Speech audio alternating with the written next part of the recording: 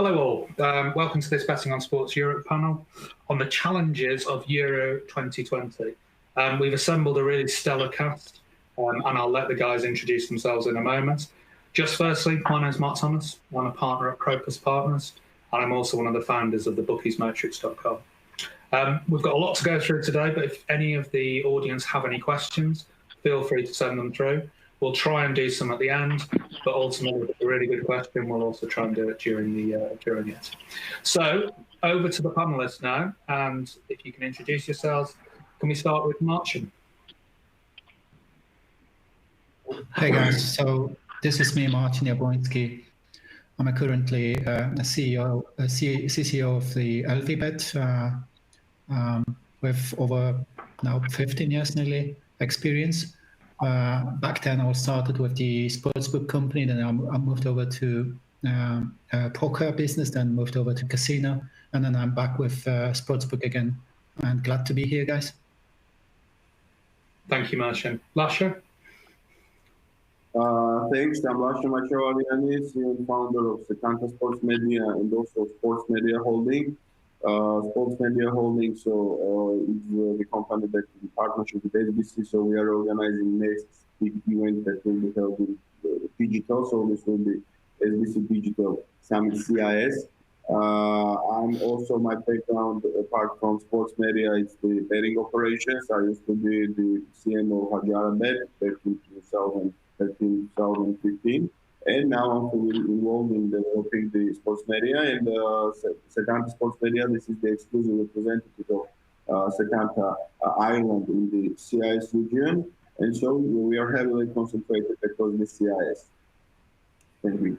Thank you. Thank you, Lasha. James, over to you.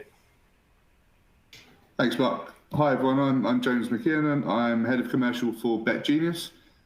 We partner with sports and federations around the world to provide services to sports books like pre-match in play, data and odds, streaming, and products like Bet Builder. Particularly relevant for this panel, I think, is our Genius Sports Media division. They provide digital marketing services to sports books and casino operators around the world to help them acquire and retain customers using things like live data to push real-time contextualized messages to customers. I think that'll be interesting for this panel. Cool. Thank you, James. And last but not least, Costas.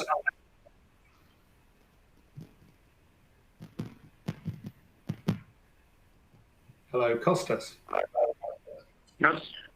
Hello, good morning, everyone from our end. Apologies that I don't have eye contact with you, but we were facing some last-minute network issues. Welcome to this panel. Personally feeling honored to be part of this panel in such an exciting topic. I'm Costas Diorelis from Kaizen Gaming. I'm heading the sportsbook proposition function within the trading division of Kaizen Gaming. Most probably you know us by our brands, Tickman in Greece and Cyprus, as well as Betano, our international brand in Romania, Portugal, Germany, and recently in Brazil. I've spent some years in management consulting and telecoms before joining gaming, and I'm bringing almost 10 years of experience in the gaming industry. Thank you, Marc. Cool, thank you, Costas. So, guys, over to you then. So, we all know that obviously Euro 2020 was postponed from this year due to COVID. But how important is a big summer football tournament to your business and indeed the business of your customers? James, let's start with you. Thanks, Marc. I think it's pretty obvious to say that I think the Euros and big tournaments are pretty massive for both us and our customers. I think particularly this year with everyone recovering from COVID and growing their business again, I think to carry on the momentum of hopefully what will be a full season this year, carrying on into the Euros and then again into hopefully starting next season on time. So, for us particularly at Betgenius, football is one of our particular strengths. We provide data and odds to hundreds of sports books, and of course it'll be massively important for us and our customers. On the Genius Sports Media business, it's obviously a perfect time for customers to acquire, retain customers as we go through the recovery as well. So I think the security of this is absolutely massive. Yeah. Thank you, James. Apologies to everyone if we're getting some feedback. Lasha, over to yourself.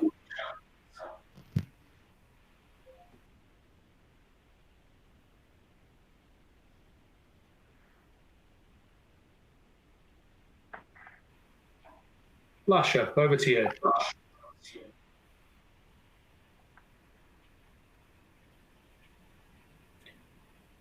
I'm not sure Lasha can hear us. In which case, Marcin, you're there. Please, over to yourself. I would say it depends from, market to market, but obviously, because we've been active with Sportsbook on different geos, one of the main or the key market for us is Poland with the licensed product, where I believe a good 70-80% of the bets is for football. So from that perspective, Euro 2020 is a huge acquisition tool and a retention reactivation tool. It's a kind of the event. At the same time, luckily, there's some other events happening all over the world. And maybe right now, due to COVID and thanks to COVID, we also found out some different ways, which used to be, or which were obvious for some other operators, but we didn't have time or sort of a pressure to implement this strategy back then. But now I'm talking about the virtual sports and esports. We knew this was coming. This is the new kind of generation of players. This is a new type of offering, which wasn't that new any longer. But again, we haven't been forced too much to introduce the new products to our customers because we are happy with what we had. Right now, thanks to COVID, our portfolio is much stronger. So I believe no matter what, when COVID started and we got the news about Euro is not going to happen, it was kind of a tragedy. Then the first 2 months of COVID, when all the leagues were suspended and stuff like that, it's a huge problem in general, basically, because you naturally lose all your traffic and because there's no offering. Right now, at least me, like privately and on a business level, I'm happy. I'm happy with what we have. I'm happy that we're back to business. What we have a little bit of everything, that the customers are back and they play. And I'm happy that we actually continue operating after a very tough beginning of this year. Again, luckily, we also have other products. We're not only a sportsbook company. So at the end, it's not going to be the end of all this year. But we see all the numbers. We see the report of MGA of the lower taxes and everything. It is not a secret any longer. This has been a very, very bad year for the sportsbook industry.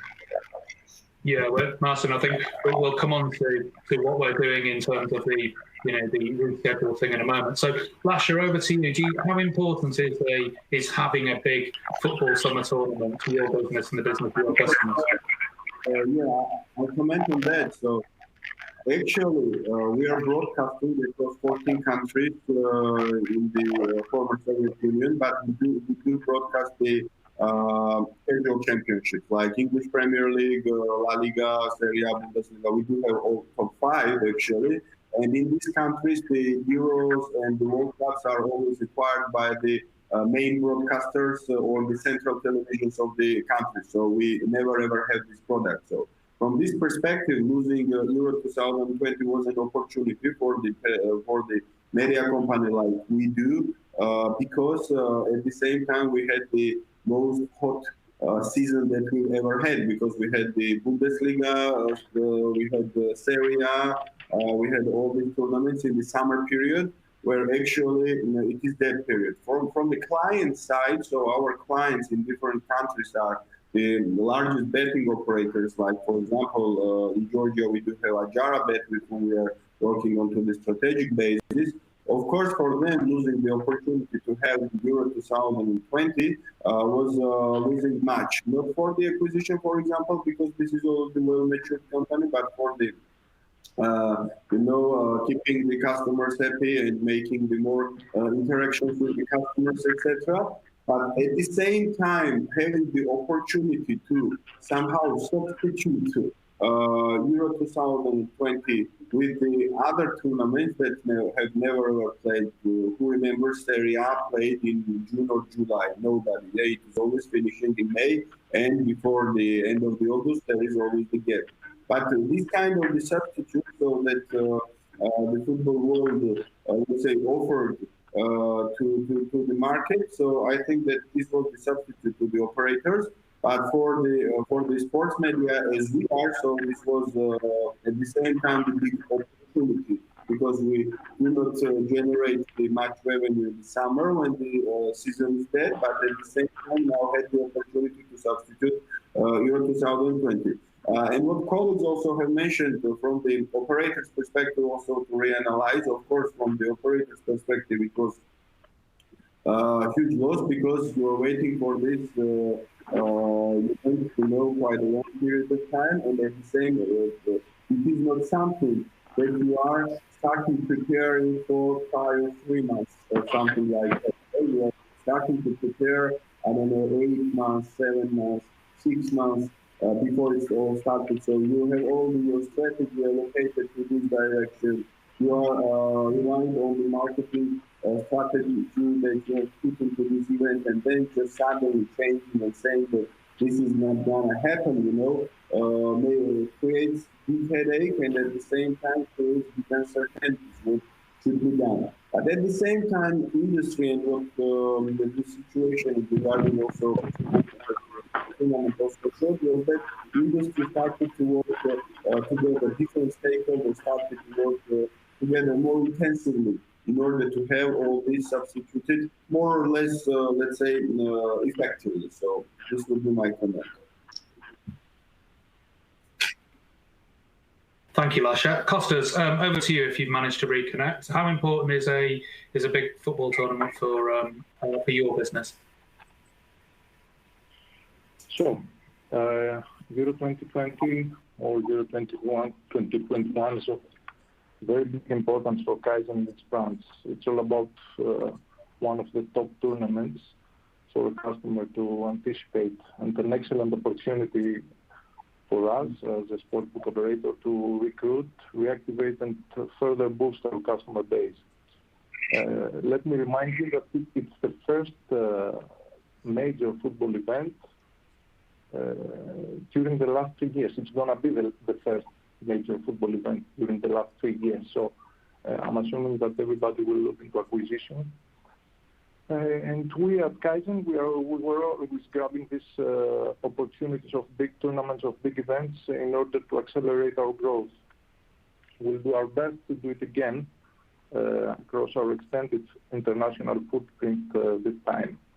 We have some very strong plans to deliver a premium entertainment experience to the customers who will select Kaizen to play the game in the Euro 2020. But if you ask me, there is a big but in the story.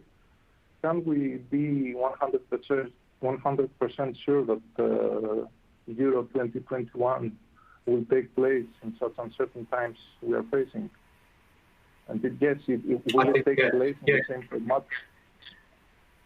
Yeah, Kostas, I think we'll come on. I think we'll come on to that, Kostas, in a moment. I think there is a sense of nervousness. Thanks for that, guys. So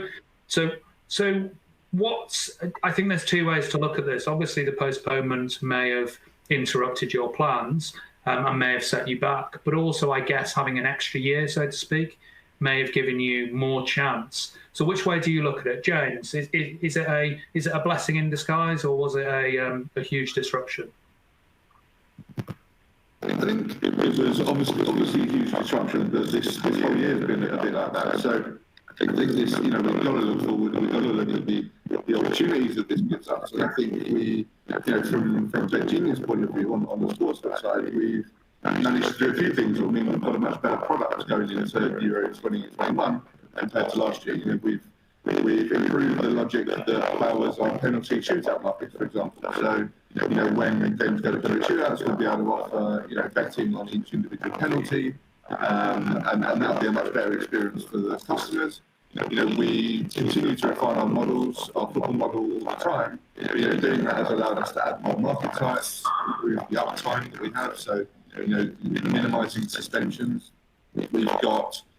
We give our customers even more control of the suspensions now. So, for example, when there's a penalty awarded in normal time, our customers can choose to briefly suspend while the penalty is awarded and VAR checks are ongoing. So as soon as the penalty is awarded, then customers can offer betting again while that penalty is about to be taken, with all of that sort of taken into account into the model. So, we continue to improve our product, and the extra year, we've got to look at it as an opportunity to have a better product for our customers. We've continued to improve stuff like the front-end visualization. So we've released new store centers with additional data points. So, I think, to answer your question, yes, it was a massive disappointment, but we've got to look at the opportunity. Yeah. Cool, thanks. I think there's a problem with your microphone. I think you might want to try re-logging in. Apologies for that, everyone who's listening. Marcin, over to you then. I think you mentioned it previously. Is it an opportunity to do the things that you didn't have time to do, or do you think you wasted a lot of effort? I mean, it is a huge loss, full stop. But at the same time, we try to turn it into opportunity. So on the good side, it is like, for us, for operators, it's just the kind of a situation that you build up for something. And we've been around with Sportsbook for nearly 3 years. So this is the event for us. So you build up the strategy, you build up the active customer base, you build up the presence, the brand exposure, then suddenly you hope for, for taking fruits. So this didn't happen. But at the same time, I know for a fact that things we've done, we could have done better. So we improve as we speak, sort of. At the same time, I believe for us, seeing the positive aspect of, postponing the event from the bookie perspective, it's just correcting some of the lines of text, potentially some graphics and stuff like that. But what should all the suppliers of merchandise do if they have now all the merchandise with wrong date on it? If they cannot accommodate, the spectators the way they wanted to do, or the event industry stagnated completely. And then Kostas already mentioned this topic about we're not even sure whether the event is going to happen and which places is going to be chosen for hosting the events and stuff like that. So to cut the long story short, I saw it as a big tragedy from the business point of view. It was indeed very disappointing. But now we just, for already 2 months, we started rebuilding and preparing again for whatever outcome it's going to be. We hope, obviously, that the event is going to happen in 2021. So we act as if the event is happening. If this is going to be cancelled again, the impact on the industry is going to be significant, but I think at the end we will survive, we will adapt as everyone else. But I hope this time we're going to have it sorted somehow. I don't know yet how, but we cannot predict the pandemic. We always have hope, Marcin. Lasher, over to you. Has it given you an extra year to do additional things, or is it just disrupted the plans that you were going to do this year rather than next? So for us, Marc, for Secanta Sports, giving this additional yard before so we still will not be, let's say, broadcasting it. It's not our product. So for us, it has created, as I told, extra opportunity. But at the same time, why I told that the industry now is getting more integrated is that for the clients, for the betting operators, this was the mess of their planning. and as we do much depend on them, and them being comfortable what's going on is very important for us. That's why it's very important for us. But at the same time, so what it has created for us is that the budget that needed to be spent around the Euro 2020 from the betting operators mainly, they were not spent because the actual event didn't happen. There were some preliminary deals or some kind of contractual obligations, etc. But still, so we were able to get some sufficient portion from these budgets on our sport channel. So for us, what is important, and I will just make the parallel. So for us, it's very important, of course, to be the stable situation and the Euro to go for sure, because everything is dependent. If Euro will be postponed, that means that there will be no stability in sports or football, and that creates big, let's say, quite big question marks for us as well, because we are just, you can't imagine. So one of the, let's say, the direct effects that COVID had onto the industries, that was the sports media, because if in gambling you have some substitute products like, I don't know, for customers to give the casino to play or live casino to play or P2P games, etc. So in the sports media, you are just sports is stopping and everything is stopping, because you cannot just substitute everything with esports, etc., etc. So it's a chain reaction. That's why we do hope that everything will be stabilized here. We are watching very much. We heard regarding the Formula One. There were recent cases of the COVID. That Cristiano Ronaldo had, Neymar had recently, Zlatan had. So everything is going like this. But we hope that the situation will be stable enough around the Euro 2020, because the rest of the sport is also one of the components in this long chain of the sports events. So it's very important.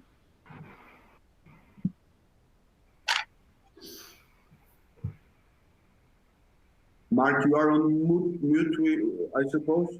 Or...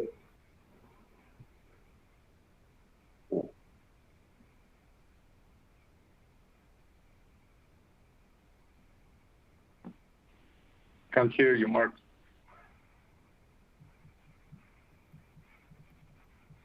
Kostas, over to you.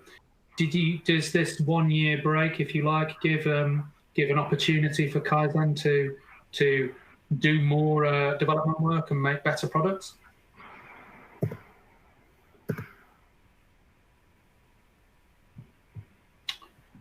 Apologies, Kostas doesn't seem to be there. So, guys, moving on to, I think we've mentioned it a couple of times already, in the respect of we're all still maybe a little bit uncertain about whether the tournament will take place. And I guess this tournament, as it's scheduled, is different to others in the respect of it has multiple countries, multiple host cities, multiple venues. Do we think it will go ahead in its current state, or do we think it will change due to COVID? James? I don't know if you can hear me now, Marc. Is that better? Yes, I can hear you, yeah. Okay, cool. I think, you're right, the biggest challenge here is getting the tournament on at all. I was reading some articles yesterday where the British government, where, we're supposed to be hosting the semi-finals and the final, are saying that they can give no guarantees, and I think that's fair at this point. I think nobody really knows. I think, everybody's hoping that it will go forward. There seems to be a big push, even in countries now that are locking down again. They're continuing with elite sport in a lot of them.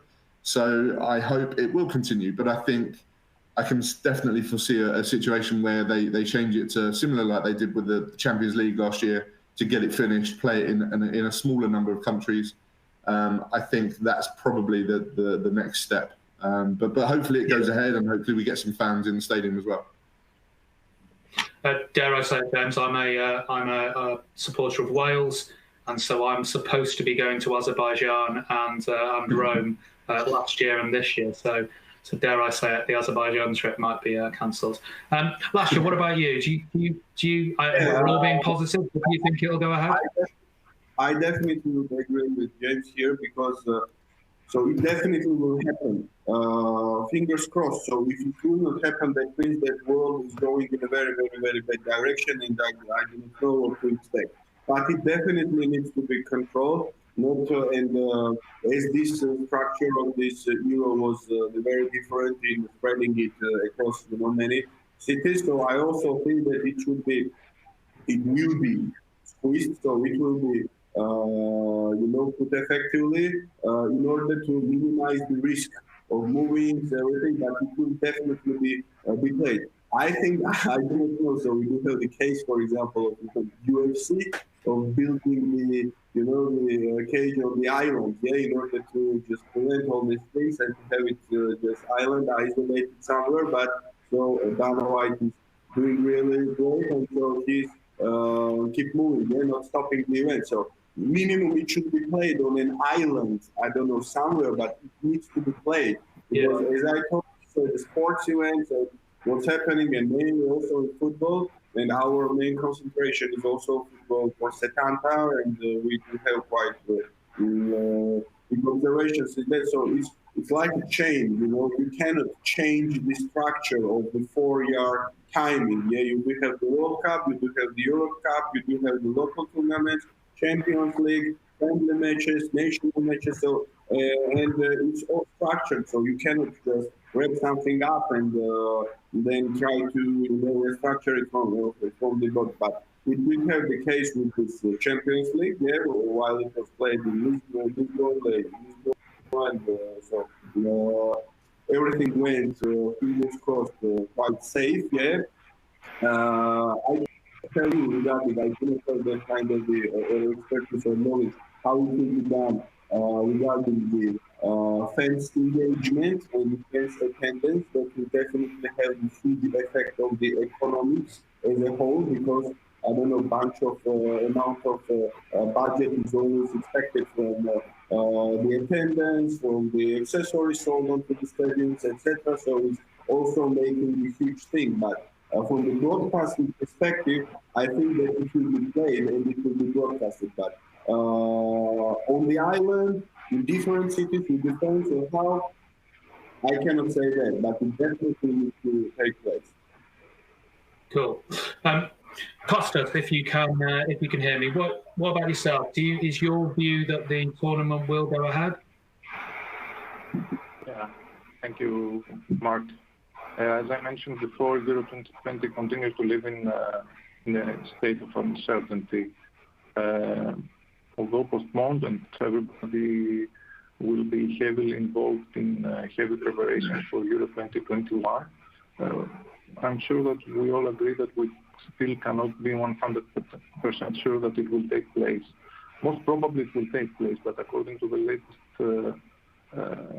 information and according to the latest news coming from UEFA, the format will not be the same as it was announced. Definitely, my view is that it will take place in one or two countries chosen on the severity of the pandemic impact at that moment. All of this situation will definitely have an impact on the operators with last-minute changes of calendar, players infected by COVID, and all of this stuff will create a confusion to the operators and to the plans, especially in the trading departments. Thank you, Marc. Cool. Thank you, Kostas. And finally, Marcin, you mentioned before that you've relocated from Malta back to Poland. Are you confident that it will go ahead in its current format? I haven't relocated yet. It's just like I've been enjoying the fact that I can work from anywhere right now, and then we decided to relocate it for the COVID time, actually. But if it comes to, I would like to, I wish I could say something controversial to make this conversation more interesting. But I think reducing the number of host cities, of host countries, is the only way to do. If we really want to continue that stuff. Football is only fun if it's safe. And when we have a situation like nowadays in the Polish Ekstraklasa, for example, when like two teams are heavily affected with 27 over 30 players being infected with COVID, it's not fun any longer. I mean, it's like, this is a sports, professional sports people. They're like professional athletes.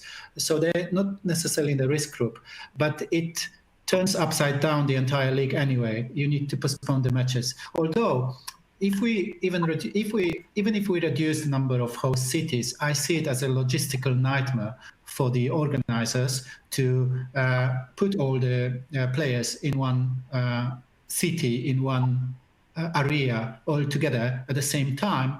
The problem might be also the current games of the leagues when they finish too late or whatsoever, like the Champions League and the qualifiers whatsoever.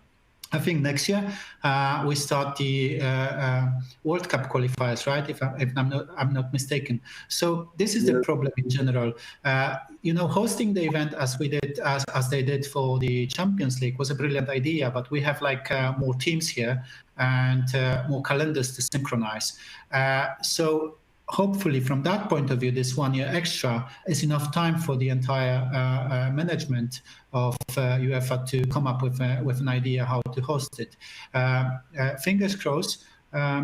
What can we say? I still believe it's going to be played because I think the last 8 months they also is a good experience for governments of most of the countries how to move on.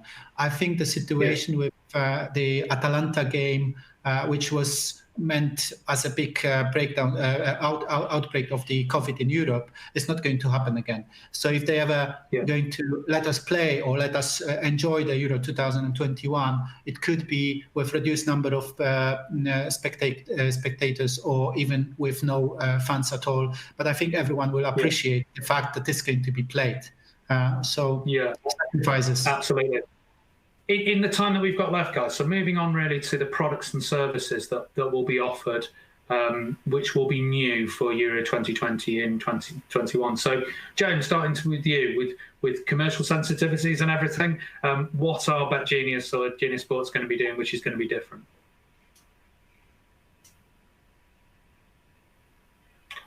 You're on mute, James. Is that better? The most important product I wanted to touch on for us is not something new or revolutionary, but it's our Bet Builder product. So we launched Bet Builder for the 2018 World Cup around then, and it was hugely successful. Delivers 20 to 30% margin, really enjoyable for the customers. But now it's more of a mature product now. People know how to use it more. Customers are engaging with it more. It's a core part of most sportsbooks.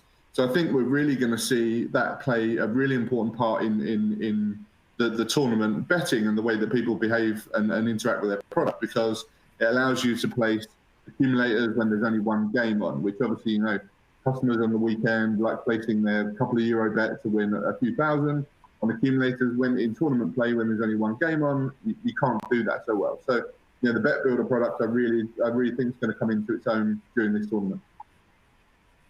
Cool. Marcin, over to yourself. So anything new, or are you looking to just improve on the things that you've already got? From the sportsbook side of the business, it's not going to be much of the innovation in terms of new features, such as jackpot bets and stuff like that. This mainly depends on the legislation we're working at. So our key market is Poland, and to do something like that, you need to really, really work hard on sort of like a paperwork. At the same time, we started some major integrations with feed providers, and we're going to be a proud partner of Betgenius, hopefully with the full product also including Bet Builder in 2021. So for our customers, the way we work and the way we improve the product, we hope that every month or every quarter, our customers, they get something fresh and new to meet the expectations. Maybe, this is still enough time to come up with something revolutionary, but at this stage, as we speak, I would say we're not going to come up with something very, very new. It's just down to the standard, good offering, good odds, great customer support, fast payments, that's pretty much it, and good live betting offer. Cool. So Lasha, over to you. So what new services do you think will be there, and also will there be some enhancements in marketing as well? Actually, so we are not also adding something new, but we are changing the prioritization, because, for example, for Setanta Sports Group in CIS, so our prioritization regarding the producing our content in terms of the sports, this was mainly TV and the cable TV networks, and because in CIS around 80% of the subscribers comes on TV and the rest is the OTT. But what we want now to change is that to prioritize the OTT visibility and OTT usage within the customers quite a big, to have the increase by minimum 15-20% in a 1 year period, and so to start offering the OTT more aggressively to the customers, at the same time implementing some functionalities in this OTT, more integrations with our betting operator partner companies, also integrating the news features, etc. in this platform. So strategically, we will be changing this. But others, so Sportsnet, and what we've also seen is that, and we've prepared this and implemented quite good campaigns with our betting partners. For example, one of this case we had with with our strategic partner in Kazakhstan, 1xBet. That after so nobody knows what will happen. So you actually need to have some insurance plan, if something stops or something like this. So we had quite very well integrated with them in terms of the esports offering to the customers, at the same time creating the localized tournaments in esports with the betting opportunities that were created onto the side of 1xBet on their sports group. And at the same time, it was live broadcasters through our broadcasting media, Setanta Sports. And so we had quite good involvement and good engagement of the sport fan. So we think that we will be minimum thinking of developing that kind of direction in order to be on the safe side if something happens. But fingers crossed once again. So we hope that the sports will not stop. There will be, of course, some turbulences. Turbulences exist everywhere, but the sport needs to go on and continue. Cool. Thank you, Lasha. And then finally, over to you, Kostas. What new products and services are you hoping that the Kaizen brands have? Thank you, Marc. Actually, I will agree with all of the, especially with Martin. I'm not expecting an innovation breakthrough in this upcoming tournament. We have some plans, however, commercial sensitivity reasons do not allow me to fully reveal our plans.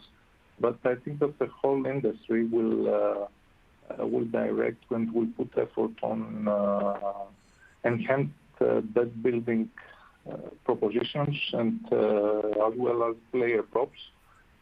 Player props present an increasing popularity among sports and customer preferences, so I'm assuming that there will be an evolution on this front. On top of this, I would add that all of the operators, or more and more operators, will get ready with enhanced statistics and visualization for this tournament. And as a third pillar in this